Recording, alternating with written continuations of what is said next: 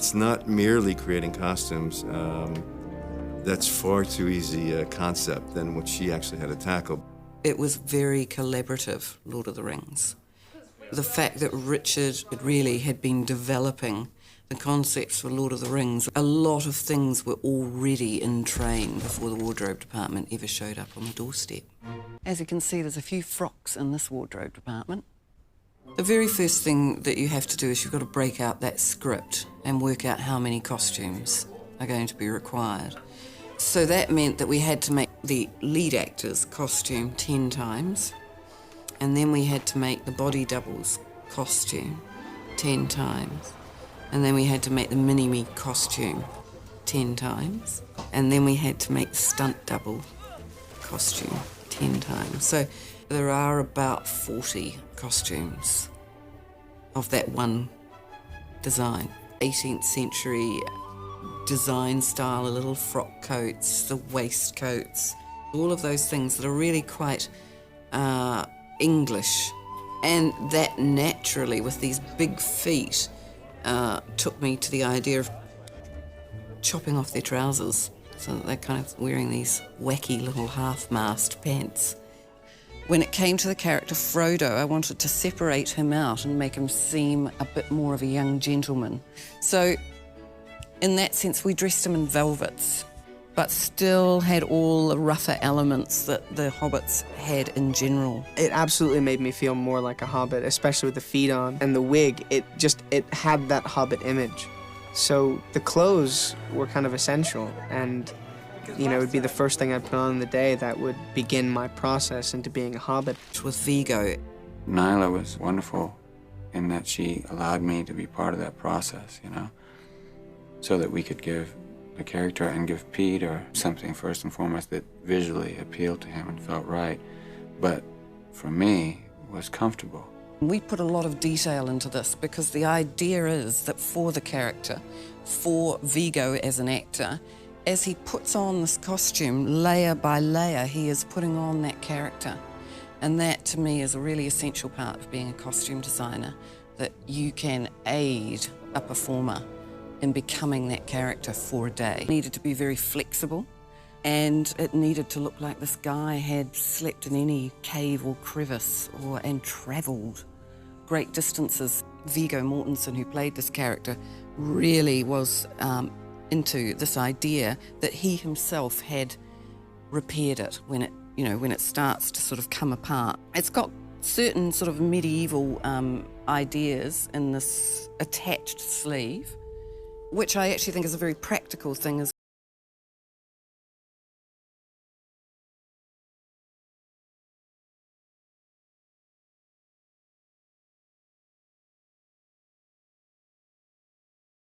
mind to go for this really beautiful green, which a lot of discussion about this costume is it's black.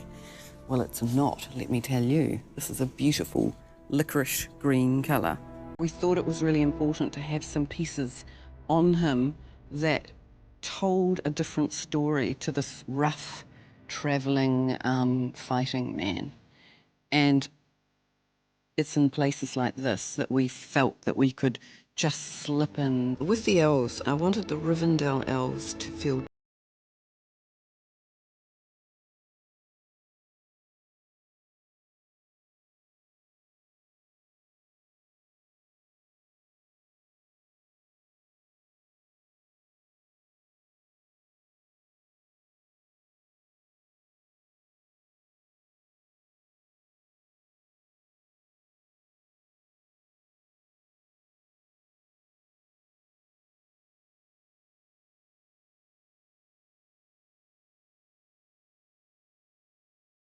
giving them as much length as I possibly could to accentuate this idea that these elves were much taller than man. Most beautiful, most elegant, and most of Kate's dresses have this very, very slight drape around the neckline. Again, these really huge sleeves, again, a lack of jewellery other than what are considered important pieces to the story. But we used the most glorious beaded fabrics that we could get our hands on.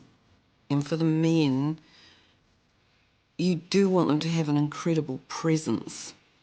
So we went for quite a sort of high collar, smooth, hanging in these huge sleeves, that the idea, when they lifted up their arms, that they would fall back, and under the sleeves are these really beautiful brocades that have got quite a lot of metal thread in them, which of course gives you that fabulous glisten.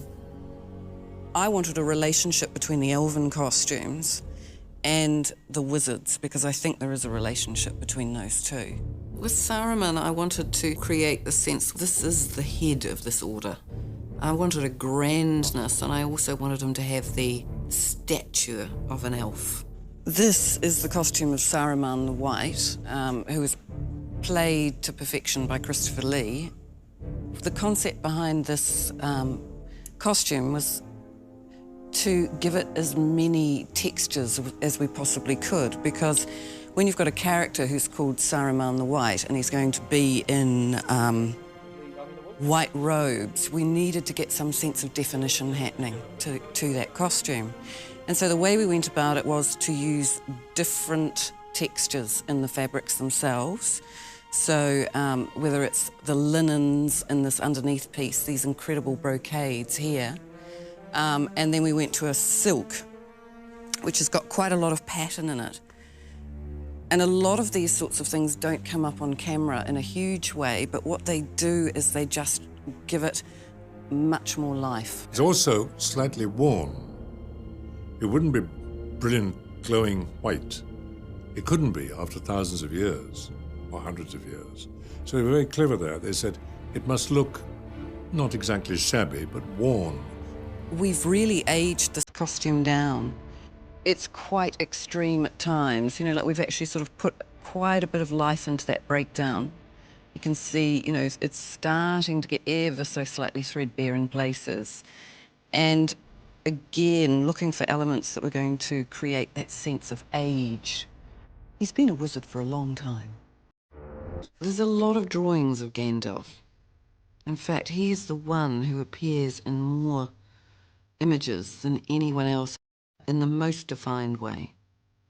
In the discussions with Peter, Peter constantly referred to a drawing of John Howes, and I went, why don't we see if we can make this come off the page? The actual gown of Gandalf came together really, really easily. There's lots of hand stitching on it, there's lots of mends in it. The idea was that this man needed to look like he never took this costume off. You know, we liked that idea of bits of twig and leaf caught up in it. I was always concerned that there should be mud on the fringes of the long robe, and if he'd been riding, that there should be splattered mud further up the costume. Then we began work on this hat. Now, I have this fabulous milliner who works with me, Hayley May. So we developed it to a point where Pete felt that we were, you know, we all were feeling that we were getting there, and waited for Ian McKellen to arrive. I mean, I can still remember the look on Ian's face as the hat was handed to him. I mean, he's such a fabulous man, and there was just this imperious kind of, like this. And then he popped it on his head, and it's one of those magical moments where even Ian himself had to admit that suddenly Gandalf was in the room with us. Because that was her intent, is to make this, forget any other movies that she's done, forget whatever movies you've done. You're here, you're playing this character, let's make this work, and let's make it look interesting as well. And she did that. There's never been a costume that's been to do with Lord of the Rings that hasn't been challenging. Each costume that you're making requires so much love to get it to the point where you are willing to put it in front of a camera. For example, when we developed the Smeagol outfit, both Andy and I kept working on ideas, which was fabulous because you actually get to understand who he is, and it gave Andy the chance to think it through. Given that his family were a fishing culture, we worked out that he'd have little bits of shells and fish hooks and things that meant something to him, and bits of things he'd found and dug up. But again, trying to retain the status of the character, I was trying to find ways of making him slightly more wealthy looking. There is something about him that is slightly vain, that little neckerchief that he wears. It was kind of slightly spotted, and he slightly dandified him in some way. So again, it comes back to starting to let the audience know beforehand that there is something about Smeagol that isn't as endearing as a hobbit. We've had the same costume now for, 4 years or whatever, and luckily Tolkien wrote that Pippin becomes a Knight of Gondor, which means I get a right nice costume. And Merry becomes a captain of Rohan. Both of these costumes are very intricate. In Pippin's case, beautiful black velvet with the embroidered Tree of Gondor and silver on it, and the same with Merry's costume. It's very, very intricately embroidered with the double horse heads of Rohan. Sam and Frodo were given elven robes. Then we actually put a lot of effort into those. Once again, sort of trying out new techniques of acid etching into over-dyed velvets. So we're looking smart. I think I've got the coolest one. Action! What did you do? Go back to the shithole! This is Gandalf the White, of course. This was a tough one because how do you follow on from Gandalf the Grey, and how do you create this version of Gandalf? Well, what we wanted was a much more virile Gandalf, and it was certainly how Ian McKellen viewed the character in this guise. I mean, he wanted to be able to fight, he wanted to be able to move. What we didn't want was the volume in the costume that we had had in Gandalf the Grey. The other thing that I wanted to do was to impart a little more elven quality, so that we had a sense of him being one foot in another world. We used some very beautiful fabrics in this. Again, they're quite subtle, and the immediate version to the eye of this is just a cream costume. But it has a lot more happening than that. These designs here on the sleeve, elven designs, which is repeated through Elrond and other characters, so it's just been reworked into this costume. And then the undergarment is very much an elven fabric, which tied him into the elven world. This immaculately embroidered gown can never be seen. There's no point in doing it, other than making me believe as I put them on that they're real clothes, which I do. We started with a T-shirt. Then we had a shirt. Then we got a robe. It's 3 layers. But they never came up with any decent underwear for Gandalf. They did try. I stepped away from that with Faramir because I didn't want to relate too closely to Boromir. I wanted to keep him the younger brother. Nyla had an idea that in terms of what Faramir did, the fact that he was a ranger through the forest of Ithilien or whatever, she had an idea that the costume should nearly be sort of similar in a way to Aragorn. The ranger costumes were designed for the idea that they were very practical, that they were frequently on foot, and that they needed to be slightly camouflaged. So we definitely worked with a brown-green palette for these costumes. We used quite a lot of leather and oilskin, the idea being that both were warm and waterproof. We created this front piece, and we did this by creating a large die to actually stencil it in so that it had a relief quality to it to make it a little bit more interesting. Everything about Faramir is so much more genuine, but this sort of this terrible desire to please this hideous father. Denethor, in exactly the same way that I came up with everyone else. I just started drawing a portrait of him. How do you make this man menacing? How do you make him this man who is, heading to the edge of sanity? We wanted to make him vain and expensive, to make him look like he is wearing the most luscious of fur pelts and velvets and embroidery, and just making it as grandiose as I possibly could without resorting to colour. And then, of course, adding in the chainmail. That's the largest suit of chain that an actor would be able to wear for, say, 10 hours at a time. Putting it on was a weight, but after a while you'd forget about it. But then when I took it off in the evening, it would be floating. That was how heavy it was. The vanity of the man, that he imagined himself as a soldier of any kind, that was what fascinated me the most about that character. There needed to be sort of quite a clear idea that the Rohan people were a lesser civilization, I suppose, compared to Gondor. Eowyn is the niece of a king, so we wanted to make her clothes reflect that she's royalty, but also have a simplicity to them at the same time. This is the costume that you first meet Eowyn in. The garment itself is this green velvet, and then the underskirt is this leaf pattern, which has got quite a lot of metal thread in it. So it just gives a little bit of a kick in the light. And we took that piece of fabric as part of the underskirt and quilted it into this neck piece. These are Indian fabrics, and they've been put through quite heavy dye processes, which change the quality of the metal and make them look very antiqued. It's such a beautiful colour, that green, and it's such heavy, heavy velvet. And when you moved, it just kind of swayed from side to side. She's, you know, the White Lady of Rohan.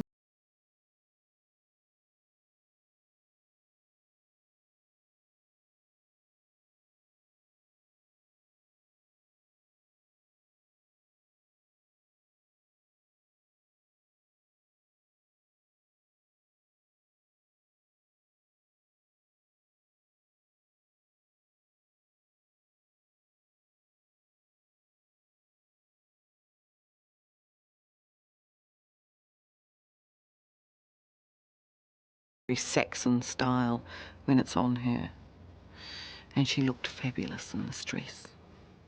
Nyla sort of be whipping things up in about 3 days, and they actually turn into gorgeous frocks. I don't know how she does it. We had already filmed a scene of Eowyn in the eggshell blue coat with the big fur collar, and then Peter wanted to shoot a scene earlier, so we needed to show the dress that was underneath this cloak. She's ended up designing something that sort of sits over that, so it suddenly becomes this beautiful, regal banquet dress. It was a chance to try a very different medieval design style that has a sort of separate embroidered front piece, and that turned out to be a really beautiful and very delicate dress. And I remember the premiere, and I remember thinking as that scene came up, oh my God, this is classic Peter, it's just a headshot. No point in having any ego when it comes to these things. I wish there'd been more girls for her in it, because I think she liked having a chance to dress the girls, you know. Yes, it was very much the relief for the wardrobe department to make some very beautiful dresses. This is what was known in the wardrobe as Arwen's dying frock. The first time Liv put this dress on, it was a magic moment and has continued to be so. The costume really began with these two colours, and once again, constantly over-dyeing these to get this aged red colour. And then we worked in this brocade. The girls in the wardrobe department have actually hand-stitched all of this embroidery. Hours and hours of work. And these huge sleeves, they just drop right back, and so her arm will suddenly appear quite naked on screen, and it's incredibly sensual. Well, that's what the costume designer thinks. I had done this portrait of Liv wearing the coronation crown, which was based on the idea of a butterfly, and it had to have the hanging jewels. And my reason for that was that I wanted to frame her ears. So it was all about highlighting those fabulous little elfin ears. In this film, I have this like incredible, almost like lime green dress. Fran said that her and Peter would really like Arwen to be in green at the coronation. And so the mission of my dye house was to keep dyeing me up pieces of fabric in every possible shade of green until I fell in love with one of them. And finally, we found that green. It did all the things it needed to. It had enough blue in it to bring out the blue in Liv's eyes. It had enough yellow in it to ensure that it was still going to be green. It was soft enough to allow me to believe in it as a coronation gown. Of course, it was more beautiful than I ever dreamed it could be. Even on the set of Lord of the Rings in New Zealand, we can be stylish. There's an enormous passion here, and it drives everything. The amount of people that have worked on every dress, from cutter to dyer to embroiderers to, you know, nights at 4 o'clock in the morning when there would be 5 people stitching each corner of a dress in order to get it finished in time. Well, it works. I mean, I just can't imagine just how much everyone has given to it. And if you didn't buy into that, then, good and bad, then go and do something that's much better for your blood pressure.